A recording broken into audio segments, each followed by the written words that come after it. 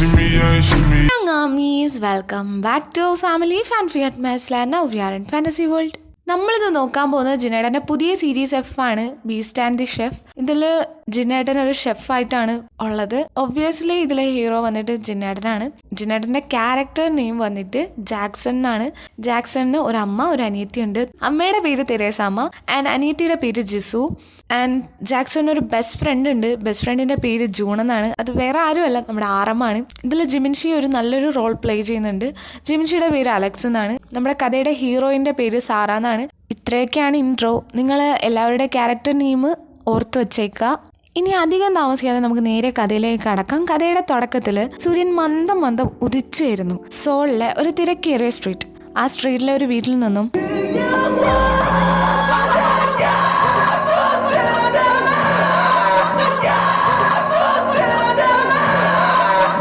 അയ്യോ, ആരും പേടിക്കരുത്, ഇത് വേറെ ആരുമല്ല, നമ്മുടെ കഥയിലെ നായകനാണ് ജാക്സൺ.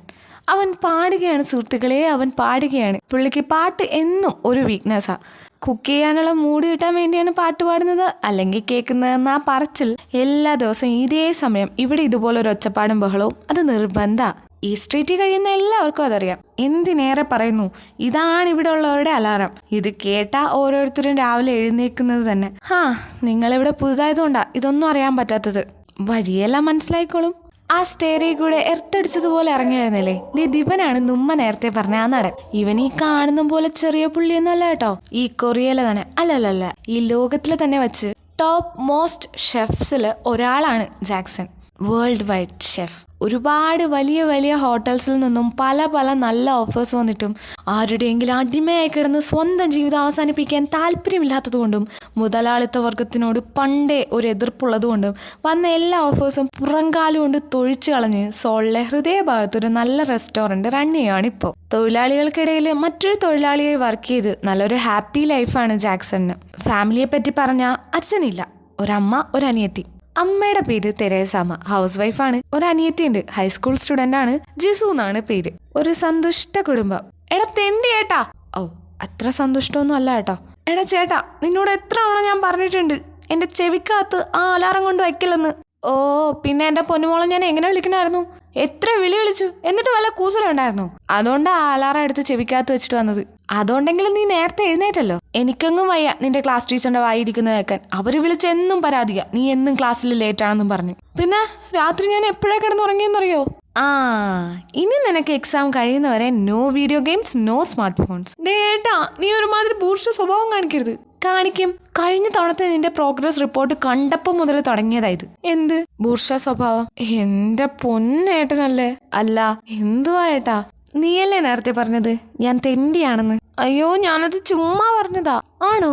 പക്ഷെ ഞാനത് സീരിയസ് ആയിട്ട് എടുത്തു. ഏട്ടാ, നീ ഇനി എന്തൊക്കെ പറഞ്ഞാലും എൻ്റെ തീരുമാനത്തിൽ ഇനി ഒരു മാറ്റം ഉണ്ടാവാൻ പോണില്ല. എക്സാം കഴിയുന്നത് വരെ no smartphones, no video games. പിന്നെ ഇനി മുതൽ എന്ന് രാവിലെ ഇതുപോലെ എഴുന്നേറ്റ് പഠിക്കായിരുന്നോണം കേട്ടല്ലോ. ഇനി എങ്ങാനും ഇപ്രാവശ്യവും പഴയതുപോലെ കയ്യാലപ്പുറത്ത് തേങ്ങയെപ്പോലെ അങ്ങോട്ടോ ഇങ്ങോട്ടോ എന്നറിയാത്ത പോലത്തെ റിസൾട്ട് വല്ലതും ആണെങ്കിൽ സത്യമായിട്ടും നിന്നെ ഞങ്ങൾ നാട് കടത്തും. മനസ്സിലായില്ലേ? നിന്നെ അബ്രോഡ് വിടുമെന്ന്. ഏട്ടാ, ഇതാ ഫൈനൽ ഡിസിഷൻ. എന്ത് വേണമെന്ന് നീ അങ്ങ് ഡിസൈഡ് ചെയ്തോ. നീ പഠിച്ചില്ലെങ്കിൽ ഉറപ്പാ റിസൾട്ട് വരുന്നതിന്റെ പിറ്റേന്ന് നീ അബ്രോഡിൽ നിൽക്കും. ഓ പിന്നെ നീ എന്നെ നാട് കടത്തോടാ. നല്ല റിസൾട്ട് വന്നാ പിന്നെ നീ എങ്ങനെ എന്നെ നാട് കടത്തും? ആദ്യം നല്ല റിസൾട്ട് ആണോ വരുന്നതെന്ന് നോക്കട്ടെ. കാണാടാ. കാണാം. എന്നിട്ട് ജിസു അവിടെ നിന്ന് പോവാണ്. ജിസുവിന് അബ്രോഡിൽ പോകാൻ ഒരു താല്പര്യമില്ല.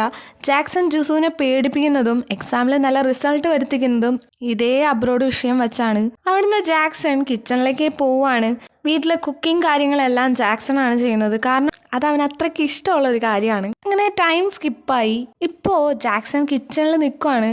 ആ ടൈമിൽ ലിവിങ് റൂമിൽ നിന്ന് ഏട്ടാ ഇപ്പൊ എന്താടി എന്ന് ചോദിച്ചുകൊണ്ട് കയ്യിലൊരു സ്പൂണും എടുത്ത് ലിവിങ് റൂമിലേക്ക് പോവാണ് ജാക്സൺ.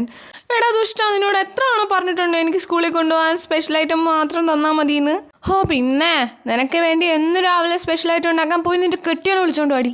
എന്നെ പറഞ്ഞാൽ ഞാൻ സഹിക്കും. ഞാനിതുവരെ കണ്ടിട്ട് പോലും ഇല്ലാത്ത എൻ്റെ കെട്ടിയോനെ പറഞ്ഞുണ്ടല്ലോ. അവളുടെ കെട്ടിയോനെ പറഞ്ഞപ്പോൾ നോക്കുന്നത്. ഞാൻ ഇനിയും പറയൂടി, ഇനിയും പറയും. നീ പറയോടാ, നീ പറയോ? ആടി, ഞാൻ പറയും. എന്റെ ഫ്യൂച്ചർ കെട്ടിയോനെ പറഞ്ഞാൽ നിനക്ക് ഒരു മോൺസ്റ്റർ കെട്ടിയോളെ കിട്ടോടാ. ശാപം വിടുന്നോടി ഊളെ. എന്നും പറഞ്ഞ് കയ്യിലിരുന്ന സ്പൂൺ വെച്ച് ഡബക്ക് ഡബക്ക് എന്ന് പറഞ്ഞ് ജിസുവിന്റെ തലയ്ക്ക് അടിക്കാണ്. വേദനിക്കുന്നടാ. എന്നിട്ട് ജിസുവും ജാക്സനെ എടുത്തിട്ട് ഇടിക്കുവാണ്. ഇത് ഇവിടെ എന്നും രാവിലെ പതിവാണ്. ഇങ്ങനെ ഇവരുടെ രണ്ടുപേരുടെ അടി മൂർച്ഛിച്ച് അതിന്റെ എവറസ്റ്റിലെത്തുവാണ്. അവിടെ നിന്ന് കെട്ടിയത് ഇതേ സമയം അവരുടെ രണ്ടുപേരുടെ അമ്മയാണ് കാണിക്കുന്നത്. ആരോടോ ഫോണിൽ സംസാരിക്കുവാണ്. ഇല്ല ഇല്ല ഇല്ല ഇല്ല, മോൻ തന്നെ കുക്കിങ്ങിന്റെ കാര്യങ്ങളെല്ലാം നോക്കുന്നത്. ഏയ് അങ്ങനെ ഒന്നുമല്ല, രണ്ടുപേരും ഭയങ്കര അച്ചടക്കത്തോടെ നടക്കുന്ന പിള്ളേരാ.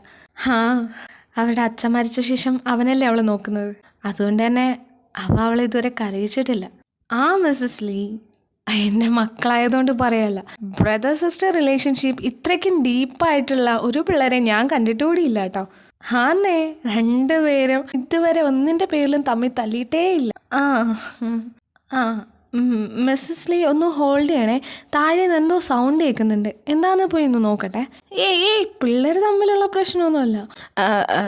അല്ല, ഞാൻ പിന്നീട് വിളിക്കാം. ഓക്കെ ശരി Mrs Lee, okay bye, take care. അങ്ങനെ അവരുടെ അമ്മ കോളും കട്ട് ചെയ്ത് സ്റ്റെയർ വഴി താഴെ ലിവിംഗ് റൂമിലെ വരുവാണ്. ഇതേ സമയം ഇവിടെ ലിവിംഗ് റൂമില് നിന്നെ ഞാനൊന്ന് കൊല്ലൂടാ. ഡീ നിർത്തടി, എന്റെ കയ്യിൽ നിന്ന് വാങ്ങുന്നീ. അമ്മ ഞാനല്ലമ്മ, എനിക്കൊന്നും സ്പെഷ്യലായിട്ട് അമ്മയുടെ മോൻ ഉണ്ടാക്കി തന്നില്ല. ഈ നിസാര കാര്യത്തിനാണ് രണ്ടും കൂടി ഇത്ര ബഹളം ഉണ്ടാക്കിയത്. പിന്നെ ഇതെന്ത് വല്ല ചെറിയ കാര്യമാണോ? അമ്മയ്ക്കിത് ചെറിയ കാര്യമായിരിക്കും, പക്ഷെ എനിക്ക് ദേ ജിസു, നിന്റെ കയ്യിൽ നിന്ന് വല്ലതും വച്ചുണ്ടാക്കി എനിക്ക് ഇവനും തരുമെന്നുള്ള ഒരു അത്യാഗ്രഹവും ഈ അമ്മയ്ക്കില്ല. വേറെ എല്ലാ വീട്ടിലും പെമ്മക്കളാണ് അടുക്കള കാര്യങ്ങൾ ചെയ്യാറ്, പക്ഷെ ഇവിടെ എന്റെ പാവം മോനാണ് ഇതെല്ലാം ചെയ്യുന്നത്. നീ കുനിഞ്ഞൊരു കുപ്പ എടുക്കോടി, എന്നിട്ട് എന്റെ പാവം കുഞ്ഞിനോട് അടിക്ക് നിൽക്കുവല്ലേ. അപ്പൊ ജിസു കണ്ണൊക്കെ നിറച്ച് അമ്മയുടെ ഭാഗത്തേക്ക് തിരിഞ്ഞു നിന്നിട്ട്, അല്ലേലും അമ്മയ്ക്ക് അമ്മയുടെ മോനെയല്ലേ ഇഷ്ടം, നമ്മളെയൊന്നും ആർക്കും വേണ്ടല്ലോ, സങ്കടമൊന്നുമില്ല, എന്നാലും ചെറിയൊരു വിഷമം. അപ്പോൾ ജാക്സൺ ഒരുമാതിരി ഡിസ്കസ്റ്റിംഗ് ഫേസ് വെച്ചിട്ട്, ഓവർ ആക്ട് ചെയ്ത് ചളാക്കണ്ട, നിനക്കുള്ള സ്പെഷ്യൽ ഐറ്റം അവിടെ ടേബിളിൽ വെച്ചിട്ടുണ്ട്, പോയെടുത്തോണ്ട് സ്ഥലം കാലിയാക്കിക്കോ. ശരിക്കും? അല്ലേലും എന്റെ വേൾഡ് വൈഡ് ഷെഫ് പൊളിയില്ലേ. ഷുഗർ അടിച്ചത് മതിയടി, ആ ടേബിളിൽ വെച്ചിങ്ങനെ സാധനം എടുത്ത് സ്ഥലം വിട്ടോ. ഓക്കെ മൈ ഹാൻസം ഒപ്പ. അതും എനിക്കറിയാം, പൊക്കോ. ഇതെല്ലാം കണ്ടിട്ട് അന്ത വിട്ട് കുന്തം വിഴുങ്ങി നിൽക്കുവാണ് നമ്മുടെ മമ്മി. എത്ര പെട്ടെന്ന് അവള് സ്വഭാവം മാറ്റണേന്ന് നോക്കിയേ. ചിരിക്കലേ. ശരി ബൈ ബൈ, ഞാൻ പോവാണേ. പൊക്കോ. അങ്ങനെ അവിടുന്ന് ജിസു പുറത്തേക്ക് ഇറങ്ങിയിട്ട്, ഓയ് മമ്മി. എന്താടി? അതല്ല, ഞാൻ എന്തായാലും കെട്ടി ഈ വീട്ടിൽ നിന്ന് പോകുന്നതിന് മുമ്പ് നിങ്ങൾ രണ്ടാക്കും എന്റെ പാചകത്തിലെ കഴിവ് കാണിച്ചിട്ടേ പോവൂ. എന്താന്ന് മനസ്സിലായില്ലേ? Oh my poor mummy. ഞാൻ ഇവിടെ നിന്ന് കല്യാണം കഴിഞ്ഞ് പോകുന്നതിന് മുമ്പ് നിങ്ങൾക്ക് 2 പേർക്കും ഫുഡ് ഉണ്ടാക്കി തരാന്ന് പേടിക്കണ്ട കേട്ടോ. എന്റെ ചെരുപ്പ് അവിടെ മുട്ടയും തല പൊക്കിയിട്ടില്ല, അപ്പോഴേക്കും അവളുടെ കല്യാണം. അയ്യോ അമ്മ, ഞാൻ ഇപ്പോഴത്തെ കാര്യമല്ല പറഞ്ഞ, എന്റെ ഫ്യൂച്ചർ കല്യാണക്കാരിയാണ് പറഞ്ഞത്. ആണോടാ? ഓർഡറി. അയ്യോ, ഞാൻ ഇന്നലെ പോയേ. അങ്ങനെ ജിസു അവിടുന്ന് സ്കൂളിലേക്ക് പോവാണ്. അപ്പൊ ജാക്സൺ വന്നിട്ട്, അമ്മ എത്ര തവണ ഞാൻ പറഞ്ഞിട്ടുണ്ട് അവളെ ഇങ്ങനെ വഴക്ക് പറയല്ലേന്ന്. അയ്യോ ഡേയ്, ഞാനാടാ അടി ഉണ്ടാക്കിയത്? അല്ലല്ലോ, നിങ്ങൾ 2 അല്ലേ? എന്നിട്ടിപ്പോ ഞാനാടാ കുറ്റക്കാരി? അതല്ലമ്മ, ഞങ്ങൾ തമ്മിൽ എന്നാ അടി ഉണ്ടാക്കാതിരിക്കണേ? മനസ്സിലായടാ, ഒരു ചേട്ടനും അനിയത്തിയും വന്നേക്കണു. ഞാൻ അവളെ വഴക്ക് പറഞ്ഞാൽ നിനക്ക് ദേഷ്യം വരും, ഞാൻ നിന്നോട് ദേഷ്യപ്പെട്ടാൽ അവൾക്ക് ദേഷ്യം വരും. എന്നാ 2 പേരും തമ്മിൽ കണ്ടാൽ മാത്രം കീരിയും പാമ്പും. നമ്മളില്ലേ അമ്മയ്ക്ക് ഇതൊന്നും മനസ്സിലാവില്ല. ഓ, ഞാനൊന്നും പറഞ്ഞില്ലേ? അമ്മ. എന്താടാ? അത് അമ്മ, ഞാനിന്ന് വരാൻ വൈകും. നിങ്ങൾ 2 പേരും കഴിച്ച് കിടന്നോണം, കുറച്ച് സാധനങ്ങൾ കടയിൽ ഇറക്കാനുണ്ട്. നീ വരാണ്ട് അവള് വല്ലതും കഴിക്കുമെന്ന് തോന്നുന്നുണ്ടോ? അയ്യോ, ഞാനാണെങ്കിൽ ഇക്കാര്യം അവളോട് പറയാൻ മറന്നും പോയി. നീ ഒരു കാര്യം ചെയ്, ജൂണിനെ വിളിച്ചു പറയ്, അവനും കുറച്ച് എക്സ്ട്രാ വർക്കേഴ്സും കൂടി നിന്നാ സാധനങ്ങൾ ഇറക്കാമല്ലോ.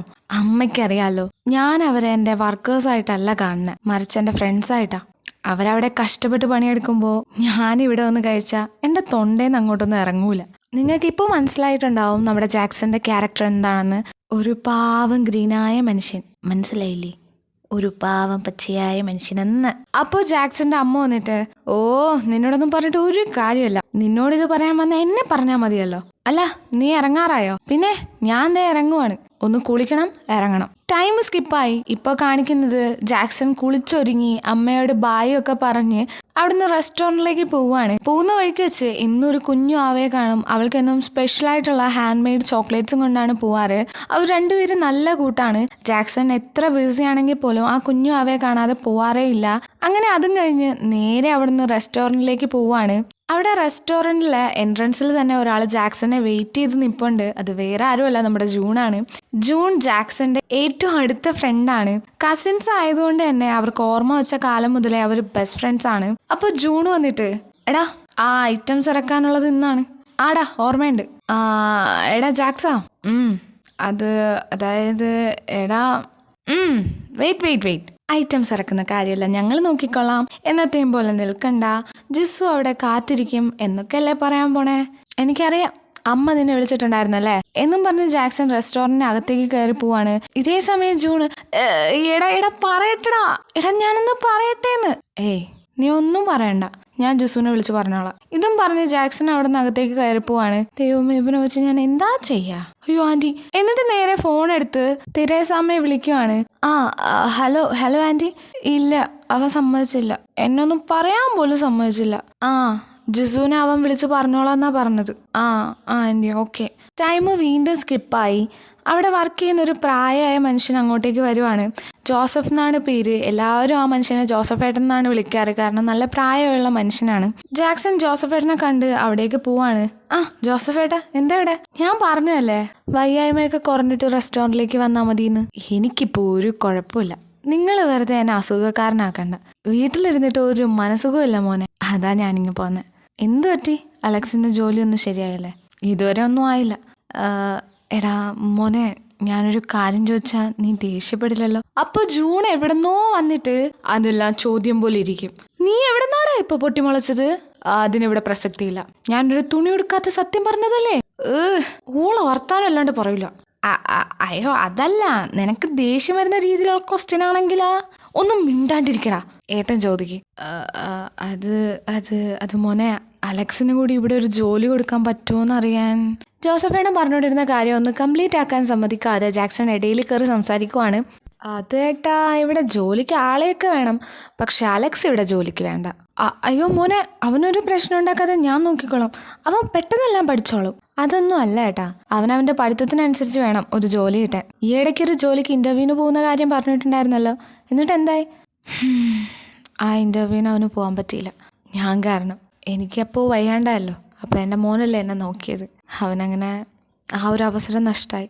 അപ്പോഴേക്കും ജോസഫേട്ടൻ്റെ ഫോണിലേക്ക് ഒരു കോൾ വരുവാണ്. ഹലോ മോനെ, എന്തുപറ്റി? അടുത്ത ആഴ്ചയോ? അത് കൊള്ളാലോ, നീ എന്നിട്ട് അപ്ലൈ ചെയ്തോ? ശരി. നീ അങ്ങനെയൊന്നും ആലോചിക്കണ, നിനക്ക് ഈ ജോലി കിട്ടും ഉറപ്പ്.